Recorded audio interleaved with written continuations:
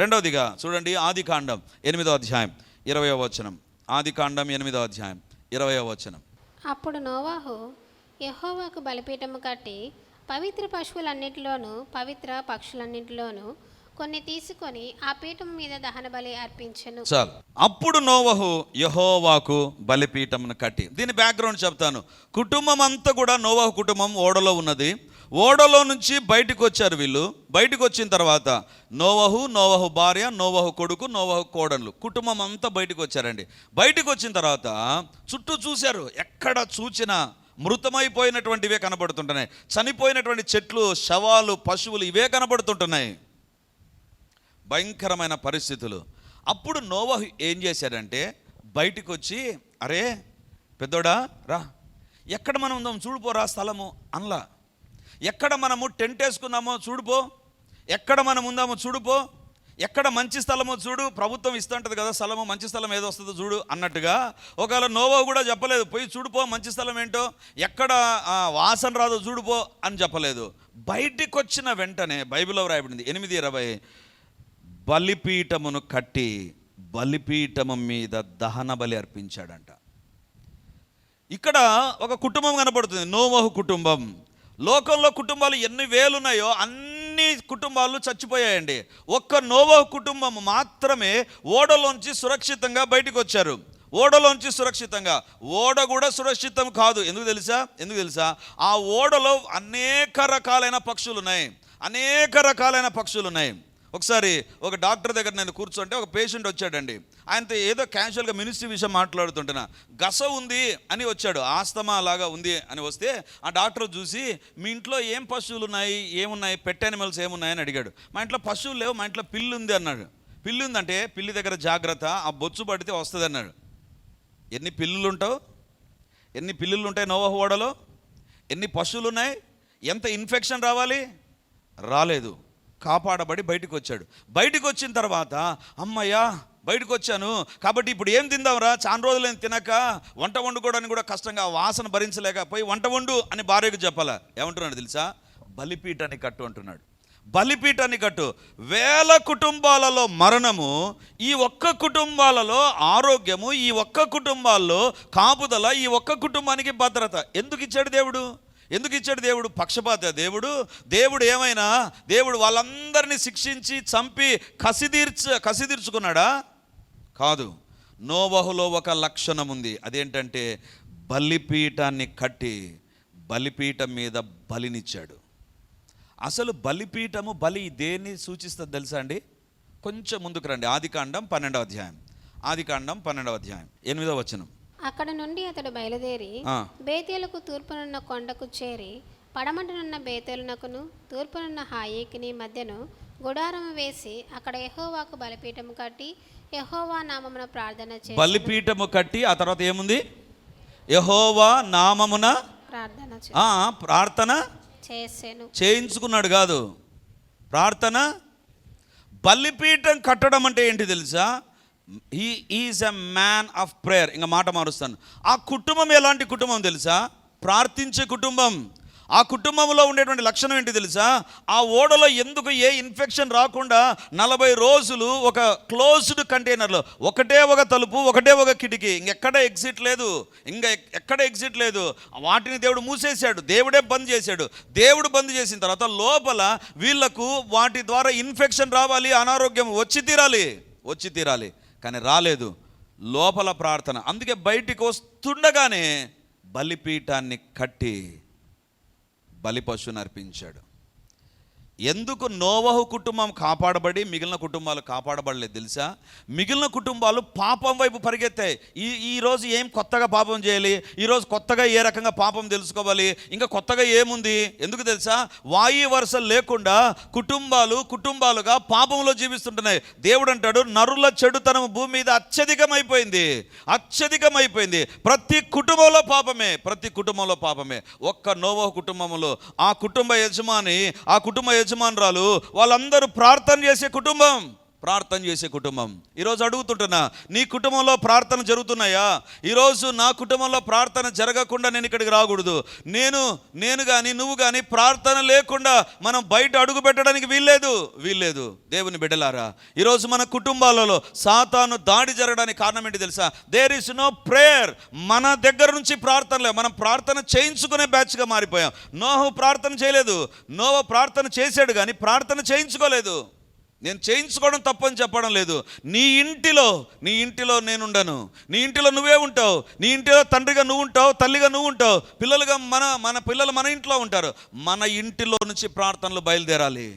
దేవుని బిడ్డలారా, మీరు అనవచ్చు, వాళ్ళ పిల్లలు ప్రార్థన చేశారని మీకంటే తెలుసు. చాలా ఓవర్గా చెప్తారన్నా మీరు. నోవహు బలిపీఠం గట్ట, మళ్ళీ వాళ్ళ పిల్లలు ప్రార్థన చేశారని నీకంటే నాకు తెలియదు. బైబిలే చెప్తుంది. చూడండి, అదే ఆదికాండం 9వ అధ్యాయం 1వ వచనం. మరియు దేవుడు నోవాహును అతని కుమారులను ఆశీర్వదించి. చాలు. దేవుడు బలిపీఠం కట్టిన నోవాహును ఆశీర్వదించాలన్నా కుమారులు ఎందుకు ఆశీర్వదించాలి? ఈ కుమారులు కూడా ప్రార్థనలో కూర్చునే కుమారులు, ప్రార్థించే కుమారులు. దేవుని బిడ్డలారా, ఈరోజు దేవుడు మనతో మాట్లాడుతుంటున్నాడు. అసలు నాకు అనిపిస్తుంది, నోవహు ఎట్లా ఓడగట్టాడు? ఇప్పుడు పక్కింటి వాళ్ళని చూసి ఇంకొకరు ఇల్లు కట్టుకున్నారంటే సరే అనుకో, చూసి కట్టుకున్నారు. ఓడ అనేటువంటిదే కాన్సెప్టే లేదు ఆ దినాల్లో. చెక్కతో 3 అంతస్తుల బిల్డింగ్ను నిర్మించడం అనేటువంటిది, అది కూడా తేలుతున్నటువంటి దాన్ని నిర్మించడం అనేటువంటిది ఇంపాసిబుల్. ఏ రకం కట్టావు? ఐడియా ఎట్లా వచ్చింది? ఎవరిచ్చారు ఐడియా? నోవహు ఎట్లా కట్టావు ఓడను? ఎవరున్నారు? ఆ దినాన ఇంజనీరింగ్ కాన్సెప్ట్ లేదు, ఆ దినాన పనిముట్లు లేవు. ఎట్లా కట్టావు నోవహు? ఎట్లా కట్టాడు తెలుసా? హెబ్రీలకు రాసిన పత్రిక 11వ అధ్యాయం 7వ వచనం చూడండి. ఎట్లా కట్టాడో బైబిల్ చెప్తుందండి. అన్ని బైబిల్లో ఉన్నాయి. విశ్వాసమును బట్టి నోవాహు అది వరకు చూడని సంగతులను గూర్చి దేవుని చేత హెచ్చరింపబడి భయభక్తులు గలవాడై. తెలుగు బైబిల్లో హెచ్చరించబడి అని ఉంది. ఇంగ్లీష్ బైబిల్ ఏముంటుంది తెలుసా? He was instructed by the lord. దేవుని ద్వారా కొన్ని ఆజ్ఞలు పొందాడు. అసలు ఓడ కడుతున్నప్పుడు ఎంత సైజు ఉండాలి, ఎంత పొడుగు ఉండాలి, అసలు ఏ యొక్క డిజైన్లో ఉంటే ఆ ఓడ ఆ యొక్క జలప్రవాహానికి తట్టుకోగలదు, నోవహుకు తెలియదు. దేవుని దగ్గర అడగడం ప్రారంభించాడు. దేవా, ఇప్పుడు ఓడ కట్టమని ఎట్లా కట్టాలి నాకు తెలియదు, నా చేత కాదు ప్రభా. దేవుడు అన్నాడు, నోవహు చితిసారక మాను తీసుకో, దాన్ని రెడీ చేయి. God began to instruct Noah. అంటే నోవహుకు దేవునికి మధ్య ఏం జరుగుతుంది? కాన్వర్జేషన్. అంటే దాన్నే ఏమంటాం? ప్రార్థన. నోవహు దేవుని అడుగుతున్నాడు, ప్రభా ఎట్లా కట్టాలో నాకు తెలుదు ప్రభా, ఎలా వీటిని కంట్రోల్ చేయాలో నాకు తెలుదు ప్రభా. దేవుని బిడ్డలారా, ఈ సింహం మేఘం చూస్తేనే దానికి ఆకలి అంతే, పేగులు మలమల మాడిపోతే ఎప్పుడెప్పుడు పడదామా? ఎట్లా కంట్రోల్ చేశాడు? ఒక క్రూరమైన జంతువు కాదు, విష జంతువులు కూడా అక్కడ ఉంటున్నాయి. విష సర్పాలు, విషము కలిగినవి ఉన్నాయి. జీవకోటి మొత్తం అక్కడ ఉంది. నీళ్ళలో ఉండే తప్ప మిగతావన్నీ, భూమిపైన ఉండేవన్నీ కూడా నోవా ఓడలోకి వచ్చేసాయి. ఎట్లా కంట్రోల్ చేశాడు? దేవా, కంట్రోల్ చేయడం నాకు చేత కాదు. దేవుడు ఏమని చెప్పాడు? ఓడ ఎట్లా కట్టాలనో దేవుడు చెప్పాడు. అందుకే బయటికి వస్తుండగానే, ఇప్పుడు ఈ కొత్త భూమిలో, ఈ కొత్త లోకంలో నేను ఏం చేయాలో నాకు తెలియదు ప్రభా, ఎట్లా ఉండాలో నాకు తెలియదు ప్రభా, తినడానికి తిండి ఎక్కడ దొరుకుతుందో తెలియదు ప్రభా, మొత్తం నాశనం అయిపోయింది, ఇప్పుడు నేను బ్రతకడం ఎట్లా ప్రభా? He began to pray. నీ కుటుంబంలో ప్రార్థన ఉంటే గుర్తుంచుకో, అవసరమైన సప్లై దేవుని దగ్గర నుంచి ఉంటుంది. హల్లెలూయా, హల్లెలూయా, హల్లెలూయా. దేవుని బిడ్డలారా, భార్యాభర్తలు ఇద్దరం ఎప్పుడైతే రిజైన్ చేశామో ఉద్యోగాల నుంచి, మా పైన మాకు తెలిసిన వారు ఇంతెత్తెగరడం ప్రారంభించారు. బుద్ధి ఉందా కొంచెమైనా? ఇదే మాట్లాడినారు. కొంచెమైనా ఆలోచన ఉందా? 3 పిల్లలు ఉన్నారు, ఏ రకంగా బ్రతుకుదామని రిజైన్ చేశారు. ఒక్కరైనా ఉండొచ్చు కదా. I was silent. I don't know what to answer. నా కాలేజీ వాళ్ళు అడిగారు, మీరు రిజైన్ చేసి వెళ్ళిన తర్వాత ఏ రకంగా సార్, 3 పిల్లలు ఉన్నారు మీకు, ఏ రకంగా కడపలో ఏమైనా జాబ్ చూసుకున్నారా? No sir, no. మరి ఎట్లా బ్రతుకుతారు? వాళ్ళని చెప్పడానికి నా దగ్గర సమాధానం లేదు. ఎందుకు తెలుసా? వాళ్ళని కన్విన్స్ చేయడం నా చేత కాదు. ఎందుకంటే దేవుడు సాయం ఎట్లా చేస్తాడంటారు? నేను బయటకు వచ్చేటప్పుడు ఇదే నన్ను ప్రశ్నించారు. సార్, నేను బయటికి వెళ్ళిన తర్వాత నా దగ్గరకు వచ్చి మీరు చూడండి, అప్పుడు నేను చెప్పగలను. ఇప్పుడు ఏంటో నాకు తెలీదు. దేవుని బిడ్డలారా, ఈరోజు వరకు ఏ కొదువ కొరత లేకుండా ఇంకొకరికి ఇచ్చే స్థానంలోనే దేవుడు పెట్టాడే కానీ చేయి చాచే స్థానంలో ఇప్పుడు నా దేవుడు పెట్టలేదు. హల్లెలూయా, హల్లెలూయా. వై? Only one thing. ప్రతి దానికోసం పిల్లల పుస్తకాల దేవుని అడుగుతా, ప్రభువా సహాయం చేయి, సహాయం చేయి. For everything I last the lord. దేవా సహాయం చేయి. దేవుని బిడ్డలారా, ఈరోజు నీ కుటుంబంలో, నీ ఇంటిలో ప్రార్థన వినబడుతుందా? అది దేవుడు కోరుకున్న కుటుంబం. ఎందుకు మిగిలిన కుటుంబాలను దేవుడు దర్శించలేదు? They didn't pray. వాళ్ళు ప్రార్థన, they had a casual life, they want enjoy the life. ఆ యొక్క లోకంలో, ఆ ప్రాంతంలో ఉండేటువంటి పాపని ఎంజాయ్ చేయాలనుకున్నారు. But only one family that prayed. ఒక కుటుంబం ప్రార్థన చేసింది. ఈరోజు దేవుడు అంటున్నాడు, నీ కుటుంబం దేవుని కుటుంబం అయితే ప్రార్థించే కుటుంబంగా ఉంటుంది. ఒకటి, అది రక్తాన్ని ఆశ్రయించే కుటుంబం. రెండు, ప్రార్థించే కుటుంబం. మూడవదిగా బైబిల్లో చూస్తే లూకాసు వార్త 1వ అధ్యాయం 5-6 వచనాలు చదువుకుందాం. యూదా దేశపు రాజైన హేరోదు దినములలో అబియా తరగతిలోనున్న జకర్యా అను ఒక యాజకుడుండెను. అతని భార్య అహరోను కుమార్తెలలో ఒకటి, ఆమె పేరు ఎలిజబెతు. వీరిద్దరూ ప్రభు యొక్క సకలమైన ఆజ్ఞల చొప్పునను న్యాయ విధుల చొప్పునను నిరపరాధులుగా నడుచుకొనొచ్చు దేవుని దృష్టికి నీతిమంతులై ఉండిరి. చాలా కుటుంబాలు ఆ దేశంలో ఉన్నాయి. బైబిలే వ్రాయబడింది, యూదా దేశపు రాజైన హేరోదు దినములు. హేరోదు కుటుంబం ఉంది. అబియా తరగతిలో ఆ పరిచర్య జరిగించే యాజకులు చాలామంది ఉన్నారు. అందులో జకర్యా ఒకడు. చాలా కుటుంబాలు ఉన్నాయి. ఎందుకు ఈ కుటుంబం దగ్గరికే దేవుని దూత వచ్చింది? ఈ కుటుంబానికి మాత్రమే దేవుడు యోహానుని ఇచ్చాడు. ఎందుకు ఈ కుటుంబాన్ని గురించే లూకా ప్రారంభించడంలోనే ఈ కుటుంబాన్ని గురించి ఉంచాడు? దేవుని బిడ్డలారా, చాలా కుటుంబాలు ఉన్నాయి కదా. ఆ దినాల్లో జనాభా ఏం తక్కువ లేదండి. లక్షల మంది జనాభా ప్రపంచవ్యాప్తంగా ఉన్నారు. కానీ ఎందుకు దేవుడు జకర్యా కుటుంబాన్ని ఏర్పరచుకున్నాడు? భూమి మీదనున్న ప్రతి కుటుంబము దేవుని కుటుంబము పిలవబడడానికి దేవుడు ఇష్టపడతాడు. కానీ ఏ తండ్రిని బట్టి కుటుంబం అని పిలవబడుతుందో ప్రతి కుటుంబం వెనక దేవుడు ఉంటాడండి. కానీ దేవుడు ఓన్ చేసుకునే కుటుంబాలు చాలా రేర్గా ఉంటాయి. ఇక్కడ జకర్యా ఎలిజబెతుల కుటుంబాన్ని దేవుడు హైలైట్ చేస్తుంటున్నాడు. ఎందుకు దేవా ఈ కుటుంబాన్ని నువ్వు ప్రత్యేకపరిచావు? మిగిలిన విషయాల్లో why you are not like that? Very simple answer ఏంటి తెలుసా? వాళ్ళ దగ్గర ఏముంది తెలుసా? వాక్యాన్ని చదివే కుటుంబం కాదు అది. వాక్యాన్ని మన ఇంట్లో చదువుతూ ఉండవచ్చు, మన కుటుంబాల్లో చదువుతూ ఉండవచ్చు, కానీ చదివే కుటుంబం కాదు. దేవుడు గుర్తించే కుటుంబం. వాక్యాన్ని వినే కుటుంబం కాదు ముఖ్యం దేవునికి. వాక్యములో ఉండేటువంటి ఆ రెఫరెన్స్లు కంఠపాఠం చేసిన కుటుంబాలు కాదు. ఇంటి నిండా వాక్యాలు తగిలించుకున్న కుటుంబాలు కాదు. దేవుడు ఏర్పరచుకునే కుటుంబం దేవుని కుటుంబం. దేవుడు తండ్రిగా ఉండేటువంటి కుటుంబం ఏ కుటుంబం తెలుసా? సకలమైన ఆజ్ఞల చొప్పున నడుచుకుంటూ ఉన్నారు. They are applying the word to them. వాళ్ళు వాక్యాన్ని తమకు అన్వయించుకునే కుటుంబం. ఆజ్ఞలను తమకు వాక్యాన్ని చదవడం కాదు. ఈరోజు వాక్యం చదవడం కాదు, చదవడానికి చేతులు ఎత్తడానికి కాదు. వాక్యాన్ని అన్వయించుకో నీ జీవితానికి. సకలమైన ఆజ్ఞలు ఉంటున్నాయి. అంటే ఆజ్ఞనల్ని ఒకవేళ రాసి పెట్టుకుని మొదటి ఆజ్ఞ టిక్కు కొట్టుకున్నారు, ఇద్దరం ఫాలో అవుతున్నాం. రెండవ ఆజ్ఞ మన జీవితాల్లో ఉందా? వాక్యాన్ని చదివే కుటుంబమా మంది? వాక్యపు ఆజ్ఞల ప్రకారం నడుచుకునే కుటుంబమా? వాట్ ఏ ఛాలెంజింగ్ వర్స్ అండి. సకలమైన ఆజ్ఞల చొప్పున. నా జీవితంలోనే దేవుని దగ్గర ఎప్పుడైనా ఈ వాక్యం చదివినప్పుడు, జ్ఞాపకం వచ్చినప్పుడు ఐ విల్ ప్రే, దేవా ఇలాంటి బ్రతుకు నాకు దయచేయి ప్రభా. ఏదో కొన్ని ఆజ్ఞలు పాటించి అబ్బో క్రైస్తవుని అనే విర్రవీగడం కాదు. సకలమైన ఆజ్ఞలు. This is a very challenging words in the entire Bible. కొన్ని సవాలుతో కూడిన వచనాలు, అందులో ఇది ఒకటి. సకలమైన ఆజ్ఞలు. ఏ వాక్యం దగ్గర జకర్యా పెడితే ఆ వాక్యాన్ని వాళ్ళు ఫాలో అయ్యారు. ఏ వాక్యం ఎదుట ఆ యొక్క వయసులో బహుకాలం గడిచిన వృద్ధులు యాజక ధర్మం జరిగించాలంటే ఒక్కసారి ఆ యొక్క యాజక పరిచర్యకి వెళ్ళాడంటే ఒక 20 రోజుల్లో 30 రోజుల్లో వాళ్ళు ఇంటికి రారండి, అక్కడే ఉండాలి. అయినా సేవ చేయాలి కదా అని వెళ్ళిపోయాడు. దేవుని బిడ్డలారా, సేవ అంటే ఏంటి తెలుసా? ఆదివారం వచ్చి వెళ్ళిపోయేటువంటిది కాదు ఆ దినాల్లో సేవ. ఆ దినాల్లో సేవ అంటే గంటలలో ఉండే సేవ కాదు, రోజుల్లో ఉండే సేవ.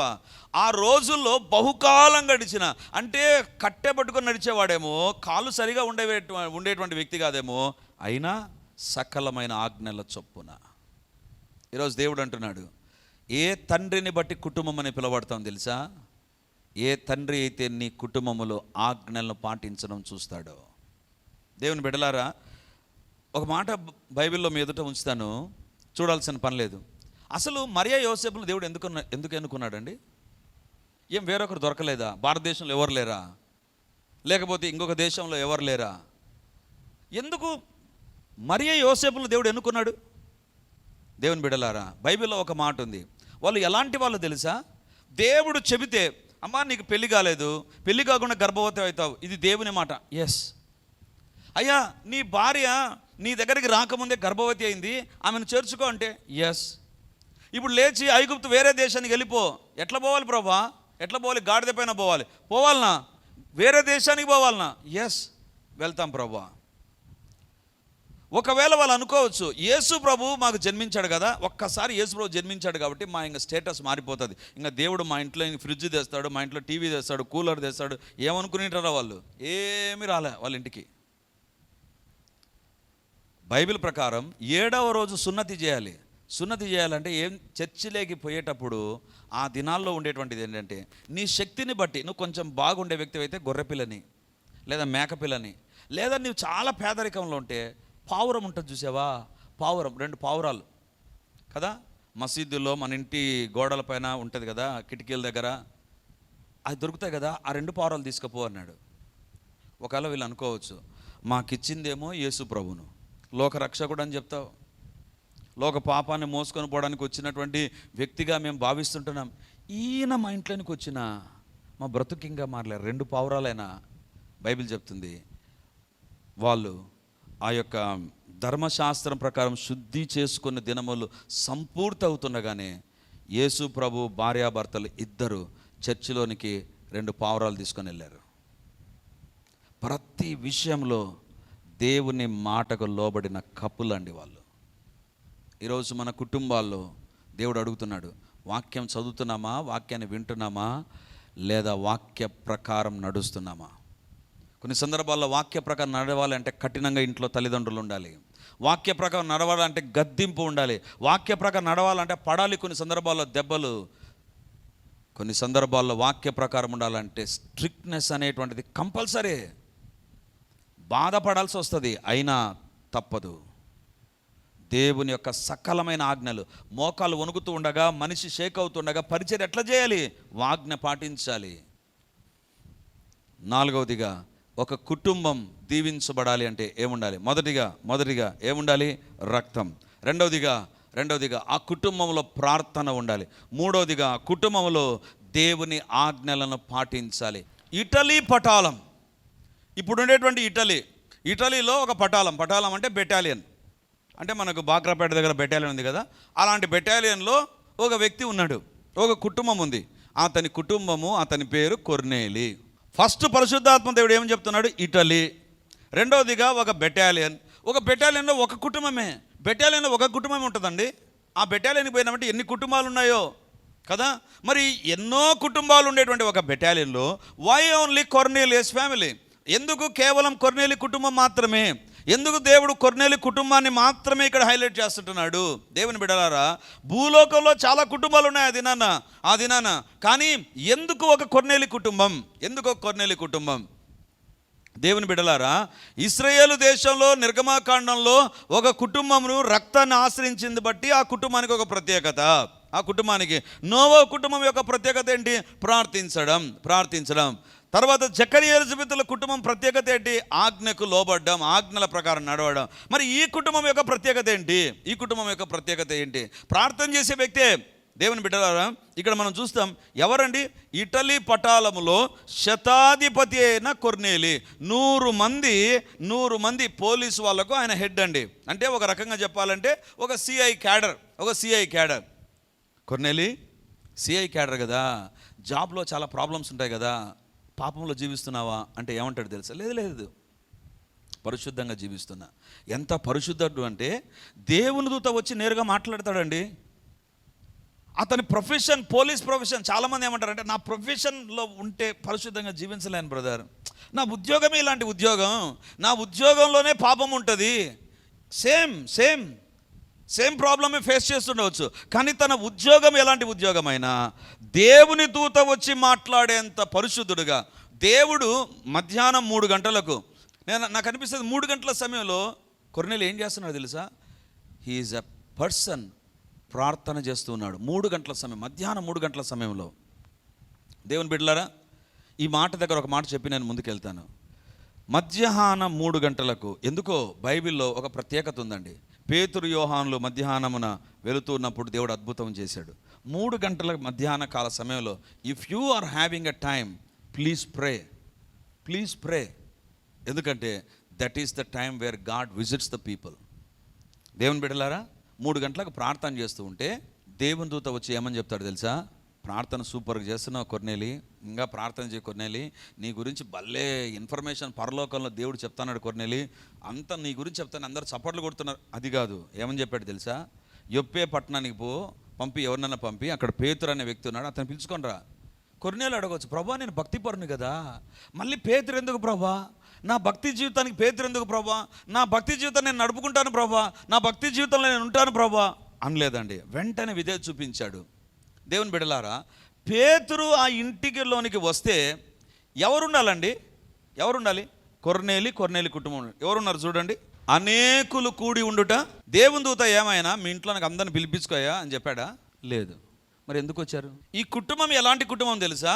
నేను బాగున్నా, నేను ప్రార్థన చేద్దాం, నా ఉద్యోగంలో సాక్ష్యం బాగుంది, నా ఇంట్లో ప్రార్థన బాగుంది, నా ఇంట్లోనికి దేవదూతలు వస్తున్నారు, నా ఇంట్లో సీరియల్ శబ్దాలు వినపడడంలా, లేకపోతే సినిమా శబ్దాలు వినడంలా, లేకపోతే ఇంకోటి వినపడంలా, దేవదూతల స్వరం వినపడుతుంది నా ఇంటిలో, కాబట్టి నేను బాగున్నా, నా కుటుంబం బాగుంది. ఇది కాదు. ఆ కుటుంబం ఎలాంటి కుటుంబం తెలుసా? బాగలేని వారిని వాళ్ళ ఇంటికి పిలుచుకునే కుటుంబం. బాగలేని వారిని వాళ్ళ ఇంటికి పిలుచుకునే కుటుంబం. ఎవరైతే దేవుని గురించి తెలియదో, ఇప్పుడు పేతురు వస్తున్నాడు, పేతురు ప్రసంగిస్తే 1000 మంది రక్షించబడుతుంటున్నారు. మరి పేతురు ప్రసంగానికి మా కుటుంబమే వద్దు, వేరే వాళ్ళు కూడా రక్షించబడాలి. ఈ కుటుంబం ఎలాంటి కుటుంబం తెలుసా? ఎందుకు ఈ కుటుంబాన్ని దేవుడు హైలైట్ చేశాడు తెలుసా? అనేకులు రక్షించబడాలని కోరుకున్న కుటుంబం ఈ కుటుంబం. అంటే సేవ పట్ల భారం కలిగిన కుటుంబం, సేవను ప్రోత్సహించే కుటుంబం, అనేకులను ప్రభు దగ్గరికి నడిపించే కుటుంబం వాళ్ళ ఇంటిలో ఉన్నారంట. అంటే పేతురు ఆ దినాల్లో ఫోన్ చేసి, పేతురు ఎక్కడున్నావు, నీ స్టేటస్ ఏంటి, ట్రాఫిక్లో ఏమన్నా అడగడానికి లేదు. ఆ దినాన్న ఎప్పుడు వస్తాడో తెలియదు. వచ్చేంత వరకు వీళ్ళని కూర్చోబెట్టాలి. ఒకవేళ నాకు అనిపిస్తుంది ఉదయం వచ్చింటారు, పేతురు వస్తున్నారు రండి అంటే ఉదయం వచ్చింటారు, మధ్యాహ్నం అయింటుంది, అందరు టైం చూసుకుంటారు, ఏంది 1 గంట అయింది పేతురు రాలేదు. ఏం చేయాలి? కొర్నేలి భార్య ఏం చేయాలి? వంట వార్పు మొదలు పెట్టాలి. అంటే దేవుని కొరకు తమ కుటుంబాన్ని సేవలో వాడుకున్నటువంటి వ్యక్తి కొర్నేలి. దేవుడు ఎందుకు కొర్నేలి కుటుంబాన్ని ఇటలీ పటాలంలో దర్శించాడు తెలుసా? Is a man with a heart for the perishing souls. తన కుటుంబము దేనికోసం ఉంది తెలుసా? తను ప్రార్థన చేస్తుంటే తన భార్య అనలేదు, ఏంది ఇంతమంది ఇంటికి పిలుచుకొచ్చావు? ఒకనొక సందర్భంలో కడపలో ఒక మీటింగ్ పెడితే ఒకరు ఏమన్నారంటే, మా ఇంట్లో చాలా పెద్దదండి, మా ఇంట్లో దైవ సేవకులను పెట్టండి అన్నారు. అంటే మేము ఎంత మంచి హృదయం, ఎంత విశాలమైన హృదయం అనుకొని మేము ఏం చేసామంటే వాళ్ళ ఇంట్లో దైవ సేవకులను పెట్టాం. లాస్ట్ రోజు వాళ్ళ ఇంటికి ప్రార్థన చేయడానికి చాలామంది, ప్రార్థన చేయించుకోవడానికి చాలామంది వచ్చారు. వచ్చినప్పటి నుంచి ఆ ఇంట్లో ఉండే ఎవరు సహోదరి, ఏంది ప్రార్థన కనిస్తే చెప్పులు వేసుకొని వస్తారు ఇంట్లోకి, మా ఇంట్లో మా మ్యాట్లు ఇంకా గొనిగి ఆ బాధితులు ఇక్కడ ఉన్నారులేండి. దొరికితే నన్ను గొనిగింది, ఇంకా దొరికినట్టుగా భయపడి రన్ ఫర్ జీసస్. మేము ఈమె కనబడితే సార్ మేము ఎవరిని రమ్మని చెప్పాలి, వాళ్ళు వచ్చారు. సేవకునికి ఇస్తాం కానీ అందరికీ లేదు. ఏం కార్పెట్లు ఎంత కాస్ట్లీ అనుకున్నా, ఈ కార్పెట్ల పైన వచ్చి నడుస్తారు వాళ్ళు. చెప్పండి కొంచెం, ఎంతమంది కానీ చెప్తావు, అమ్మ వద్దమ్మా రావద్దమ్మా అంటే వాళ్ళు ఏమంటారు, ప్రార్థనకు వద్దంటారా? ప్రార్థనకు వద్దనిలేం. ముందుకెళ్తే ఆమెతో, వెనక్కి వస్తే వీళ్ళతో, దిక్కు తెలియక వెళ్ళిపోయాం. సేవను అర్థం చేసుకున్న కుటుంబం కొర్నేలి కుటుంబం. సేవలో సహకరించిన కుటుంబం. ఎంతమంది వచ్చారంటే వచ్చిన వారందరూ బాప్తిసం తీసుకున్నారు. వచ్చిన వారందరి పైన పరిశుద్ధాత్మ దేవుడు దిగి వచ్చాడు. పేతురు కూడా ఆశ్చర్యపడి, ఏంటిది యెరూషలేములో జరుగుతుందంటే సరే ఇటలీ పట్టణంలో జరగడం ఏంటి, ఇది అన్యుల ప్రదేశం కదా, ఎలా సాధ్యం? దేవుని బిడ్డలారా, because of family of Cornelius, కొర్నేలి కుటుంబాన్ని బట్టి అక్కడ ఒక పరిచర్య జరిగింది. భూమి మీద ఉన్న ప్రతి కుటుంబం ఏ తండ్రిని బట్టి కుటుంబం అని పిలువబడుతున్నదో, నీ కుటుంబం పైన దేవుని రక్తం ఉండాలి. నీ కుటుంబం లోపల ప్రార్థనలు వినబడాలి. నీ కుటుంబ సభ్యులు వాక్యానికి లోబడాలి. నీ కుటుంబంలో సేవ కొరకైన భారం ఉండాలి. సేవ కొరకైన భారం. హల్లెలూయా, హల్లెలూయా, హల్లెలూయా. గొప్ప దేవానికి వందనాలు. ప్రార్థన చేద్దాం. దేవుని బిడ్డలముగా ఈ 4 మనలో ఉండాలి, మన కుటుంబాల్లో ఉండాలి. మనము ఇవి లేని కుటుంబాలుగా ఉంటే లోకంలో గుర్తించబడతామేమో, కానీ దేవుని దగ్గర కాదు. దేవుని దగ్గర ప్రార్థన చేద్దాం. హల్లెలూయా, హల్లెలూయా, హల్లెలూయా, హల్లెలూయా. గొప్ప దేవానికి వందనాలు. సైన్యములకు అధిపతి నీకు వందనాలు. శక్తిమంతుడా మీకే స్తోత్రం ప్రభా. ఘనుడవైనటువంటి దేవా, నీ పరిశుద్ధ పాదాలకే మహిమ, ఘనత, ప్రభావాలు చెల్లిస్తున్నా ప్రభా. మా కుటుంబాలు మీ కుటుంబాలుగా ఎప్పుడు మారగలవో ఈరోజు తెలుసుకున్నాం ప్రభా. ఈరోజు మాతో స్పష్టంగా మాట్లాడారు ప్రభా. యేసయ్యా, మా కుటుంబాలుగా ఉంటే అది వ్యర్థమైన కుటుంబ జీవితమే నాయన. కానీ మీ ద్వారా గుర్తించబడే కుటుంబాలే ఆశీర్వదించబడిన కుటుంబాలు ప్రభా.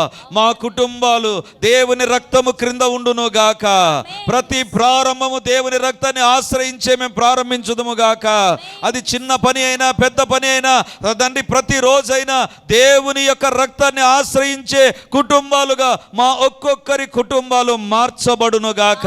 దేవా, నోవహులాగా మా కుటుంబాల్లో ప్రార్థనలు ఉండును గాక. ప్రార్థించుదుము గాక. కుటుంబ ప్రార్థనలు కలిగి ఉందుము గాక. ఎట్టి పరిస్థితుల్లో కుటుంబ ప్రార్థనలకు దూరం కాకుండా ఉందుము గాక. యేసు నామమందు నాయన నిలిచిపోయిన కుటుంబ ప్రార్థనలు తిరిగి ఈ రోజు నుంచే ప్రారంభమగునుగాక. దేవా, అంత వయసులో కూడా జకరియా, ఎలిజబెతులు కుటుంబం వాక్యానికి లోబడిన కుటుంబం ప్రభా. మా కుటుంబాలు తండ్రి భార్యాభర్తలముగా, లేకపోతే తల్లిదండ్రులముగా, లేకపోతే కుమారులుగా, కుమార్తెలుగా తండ్రి, మా కుటుంబాలలో వాక్యానికి మేము లోబడుదుముగాక. వాక్యం అనే అర్థంలో మా జీవితాలను చూసుకొని సరిచేసుకునే వారంగా ఎల్లప్పుడూ మా కుటుంబాలు ఉండునుగాక. కొర్నేలి కుటుంబం అనేకులకు సేవకు సహకరించిన కుటుంబం ప్రభా. మా కుటుంబాలు కూడా సేవలో వాడబడునుగాక. ఇక్కడ చేరిన ప్రతి కుటుంబం నాయన, ప్రతి ఒక్కరి కుటుంబం సేవలో ఏదో ఒక రకంగా వాడబడుతూనే ఉండునుగాక. దేవా, మీ కార్యాలు జరిగించి మహిమను పొందుమని మమ్మల్ని మేము తగ్గించుకుంటూ మీ నామాన్ని హెచ్చిస్తూ ఈ వాక్యం మా ఒక్కొక్కరిలో, మా కుటుంబాల్లో చెరగని ముద్ర వేయడానికి సహాయం చేయమని యేసు నామమందు అడుగుచున్నాను తండ్రి. ఆమేన్. అందరం చెప్దాం ఆమేన్. ఆమేన్. సిస్టర్ పేరు గాయత్రి. సో ఆమె రాసిన సాక్ష్యాన్ని మీకోసం చదువుతాను. ప్రైజ్ ది లార్డ్ అన్న. నా పేరు గాయత్రి. నేను GNM ఫస్ట్ ఇయర్ చదువుతున్నాను. నాకు ఎగ్జామ్స్ కొరకు ఆదివారం ప్రార్థన చేయించుకున్నాను. ఎలాంటి సప్లిమెంటరీ లేకుండా దేవుడు సహాయం చేసి అన్ని సబ్జెక్ట్స్ పాస్ చేసినందుకు దేవునికి వందనాలు. అంటే విశ్వాసం ఏమునింది, సప్లిమెంటరీ పడుతుందేమో అని అనుకునింది. కానీ దేవుడు సప్లిమెంటరీ కాకుండా అన్నిటిని ఒకే అటెంప్ట్లో పాస్ చేసినందుకు దేవునికి వందనాలు. అన్య కుటుంబం నుంచి ప్రభుని అంగీకరించారు అండి వీళ్ళు. ఇంకా వీళ్ళ ఇంటిలో చాలామంది ప్రభుని అంగీకరించలేదు. సో వీళ్ళ తల్లి, ఈ అమ్మాయి, తమ్ముడు మాత్రమే ప్రార్థనకు వస్తారు. తర్వాత వాళ్ళ సిస్టర్ ప్రార్థనకు రావడం జరిగింది. సో ఈ కుటుంబంలో దేవుడు ఎన్నో అద్భుతాలు చేశాడు. ఫైనాన్షియల్ మిరకల్స్, వాళ్ళ కుటుంబంలో ఆర్థికపరమైనవి, తర్వాత కుటుంబపరమైన, భర్తను విదేశాల నుంచి తీసుకొని వచ్చే విషయంలోనేమి అన్ని విషయాల్లో దేవుడు గొప్ప గొప్ప కార్యాలు చేశాడు. ఈ అమ్మాయి కూడా ఫస్ట్ దేవుని దగ్గరికి అంత సులువుగా వచ్చేది కాదు. కానీ ఈ దినాన ఎంత గొప్ప మార్పు దేవుడు తీసుకొచ్చాడంటే తను ఒక సండే స్కూల్ టీచర్గా ఉంది. చప్పట్లు కొట్టి దేవుని మహిమపరుస్తామా. క్రైస్తవ కుటుంబం నుంచి రాలేదు అమ్మాయి, అన్య కుటుంబం నుంచి వచ్చి ఒక సండే స్కూల్ టీచర్గా పరిచర్యలో ఉంది. సో దేవుడు ఈ అమ్మాయికి ఇచ్చినటువంటి విజయాన్ని బట్టి దేవునికి వందనాలు. ఇక ఎన్నడూ నీ జీవితంలో ఇలాంటి తలంపులు లేకుండా, సప్లీ లేకుండా దేవుడు మంచి మార్కులు దయచేయను గాక. Okay, God bless you. దేవా, గాయత్రిని మీరు దీవించండి, ఆశీర్వదించండి. నీ యొక్క కృపలో ఈ బిడ్డ మరింత నీ ద్వారా దీవించబడ్డానికి, ఆశీర్వదించబడ్డానికి సహాయం చేయమని యేసు నామమందు అడుగుతున్నాను తండ్రి. ఆమేన్. Praise the lord. యేసుక్రీస్తు పరిశుద్ధ నామందు ఈ యొక్క విమోచన గడి అనే టీవీ కార్యక్రమాన్ని వీక్షిస్తున్నటువంటి దేవుని బిడ్డలారా, మీ ఒక్కొక్కరికి నా హృదయపూర్వకమైనటువంటి వందనాలు, శుభములు, ప్రార్థనలు తెలియజేస్తున్నాను. దేవుని యొక్క ఉచితమైన కృపను బట్టి ప్రతి ఆదివారం ఉదయం 9:30 గంటలకు మొదటి ఆరాధన రెడీమర్ చర్చిలో జరుగుతూ ఉంది. వందలాది మంది ప్రజలు హాజరై దేవుని దీవెనలు పొందుతుంటున్నారు. మీరు కడప చుట్టూ ఉండేటువంటి గ్రామాల్లో ఉండేటువంటి వారైతే, సమీపాన ఉండేటువంటి వారైతే ఆదివారం ఆరాధనకు తప్పకుండా హాజరై దేవుని దీవెనలు మీరు పొందాలని కోరుతుంటున్నాను. మీకోసం ప్రత్యేకంగా దేవుని యొక్క సందేశం, ప్రత్యేకమైన ప్రార్థనలు, వ్యక్తిగతంగా మిమ్మల్ని కలుసుకొని మీ గురించిన విషయాలు తెలుసుకొని ప్రార్థించాలని మేము సిద్ధంగా ఉన్నాం. కాబట్టి ఈ యొక్క రెడీమర్ చర్చ్ కడప నడిబొడ్డున ఉండేటువంటి కోట్రేడి సర్కిల్ దగ్గర నారాయణ కాలేజ్ ఎదురుగా ఉండేటువంటి ఇంతకు ముందు ఉన్నటువంటి స్టార్ థియేటర్లో ఇప్పుడు జరుగుతూ ఉంది. కాబట్టి తప్పకుండా ఇతర ప్రాంతాల నుంచి వచ్చే వారికి కూడా బస్ ఫెసిలిటీ కూడా చాలా దగ్గరగానే ఉంటుంది. కాబట్టి తప్పకుండా మీరు మీ కుటుంబాలు హాజరై ఈ వాక్యపు దీవెనలు, ప్రార్థనా శక్తిని, దేవుని యొక్క అద్భుతమైనటువంటి సన్నిధిని ప్రతి ఆదివారం ఉదయం 9:30కు జరిగేటువంటి ఆరాధనలో హాజరై దేవుని దీవెనలు పొందాలని కోరుతూ ఉన్నాను. సాయంత్రం 7 గంటలకు కూడా 2వ ఆరాధన ఉంటుంది. తప్పకుండా ఈ 2 ఆరాధనలకు మీరు హాజరై దేవుని దీవెనలు పొందాలని కోరుతూ ఉంటున్నాను. మరిన్ని వివరాలకు ఈ కింద కనబడుతున్నటువంటి నంబర్ 9885669572 లేదా 9440407722కు మీరు కాల్ చేసి వివరాలు తెలుసుకోవాల్సిందిగా కోరుతున్నాను. God bless you.